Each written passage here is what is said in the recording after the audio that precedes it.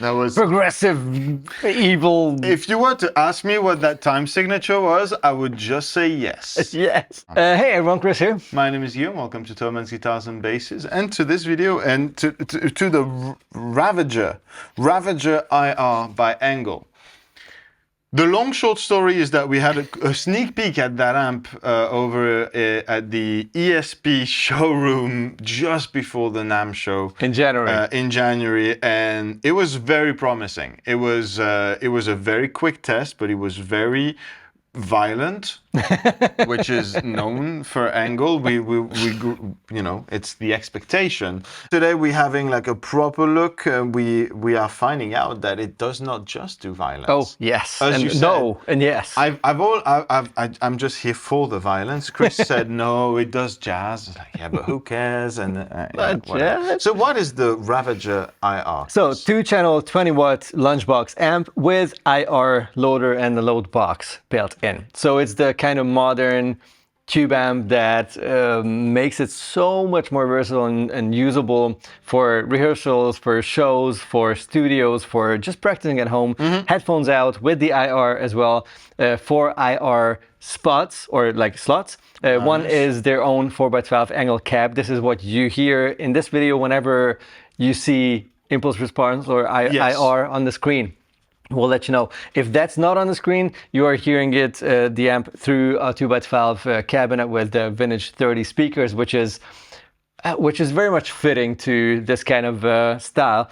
And yeah, 2 channels as mentioned. You have gain per channel and volume per channel, plus a master. So you can go from super clean to crunch on the first channel, and then from a little more crunchy crunch to very tight high gain on the second channel. Take the cable and show the the jack. Yeah, let's go from like super clean to not at all clean. This is a very much D-style beauty, the SE NF53 with a narrow field humbucker, so a bit more mid-range and warmth compared to single-coils, but the clarity of those. So I thought this might be the fitting guitar to compensate the madness and the evilness of your side.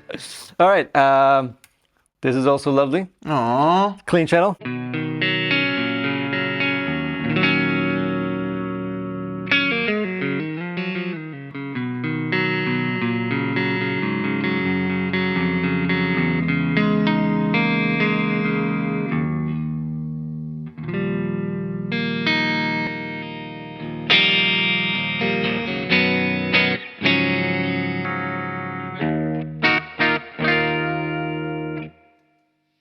Oh!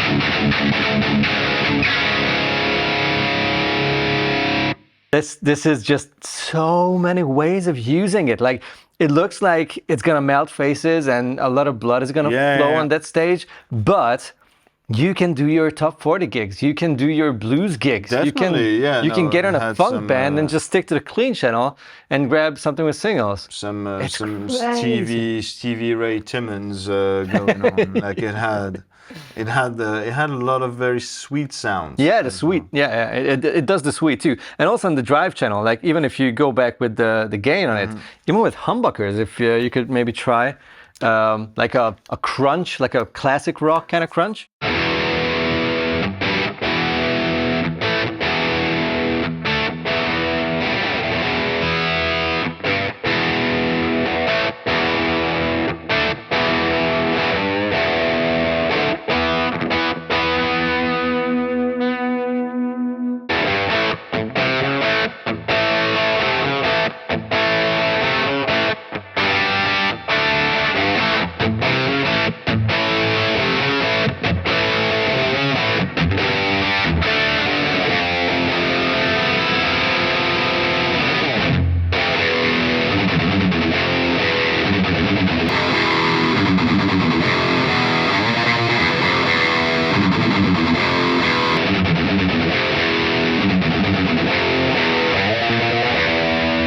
It's so nice to see amps that go from a well-balanced, creamy crunch to a super tight high gain. Yeah, no, that's true. That's true. I feel like a tiny bit of mid correction, which the mids knob is super effective here. Yeah, it goes from like a lot of mid range, like a creamy mid range, to a very aggressive scoop if you go way back.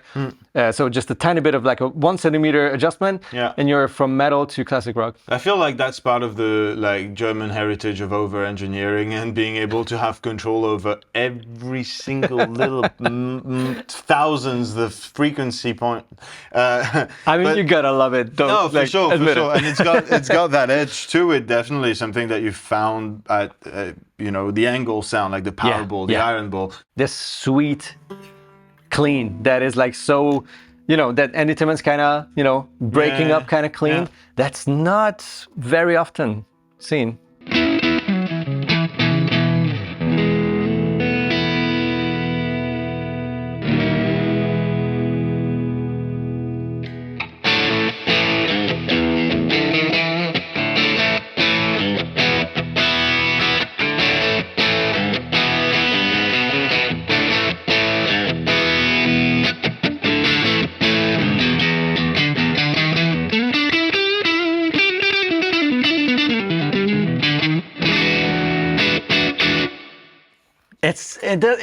It works. It works. When you plug in such a radically different guitar, like much less output, much more presence, of course, it's single-coils. Yeah.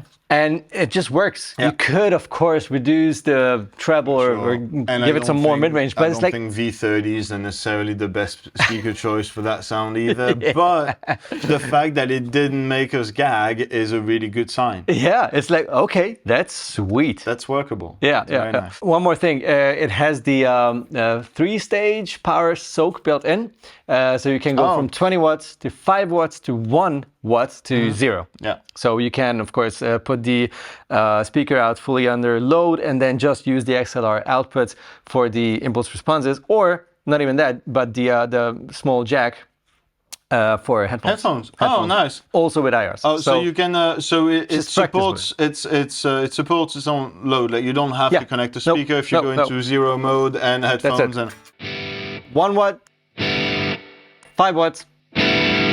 20 watts. 20 watts. All right. Oh, that's pretty dope. Yeah. I'd just do that for a second. If you play for us like a gainy sound, just gainy sound. I don't know if I have any gain in my guitar. See how the tone changes through the cab. I want to see if if the EQ changes a lot or if it stays the same. So mostly, 20 watts first.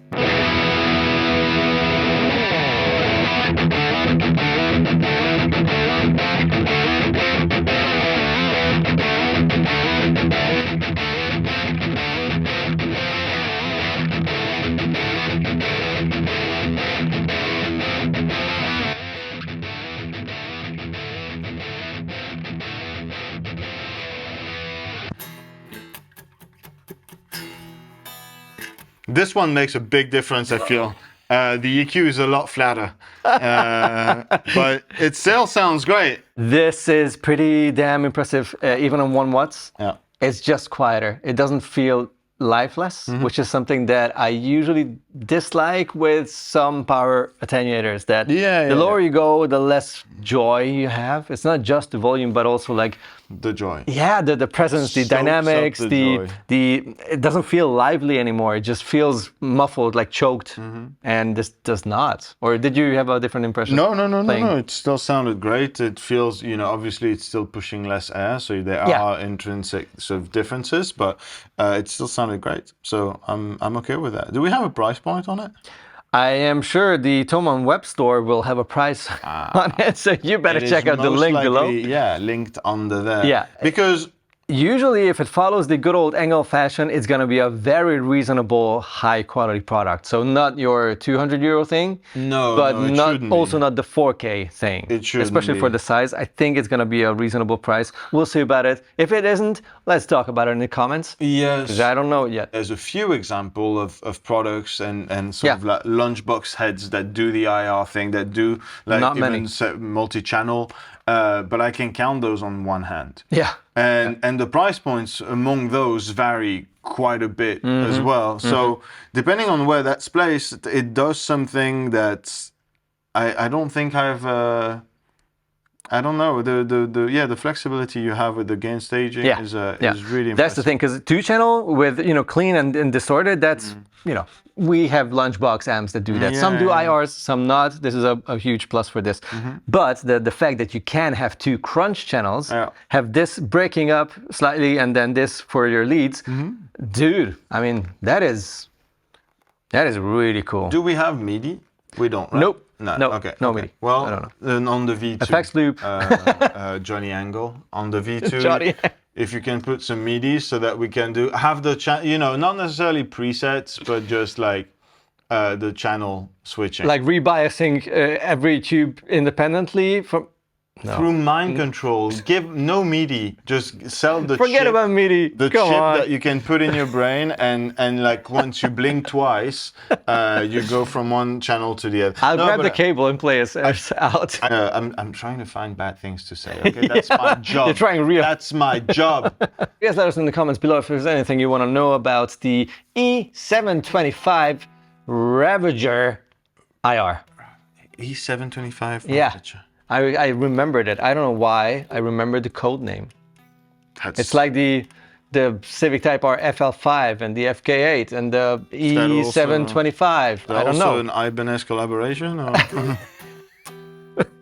If you don't get the joke, check out the video linked in that corner. Oh, and that's such a good video. You have to. Bye-bye.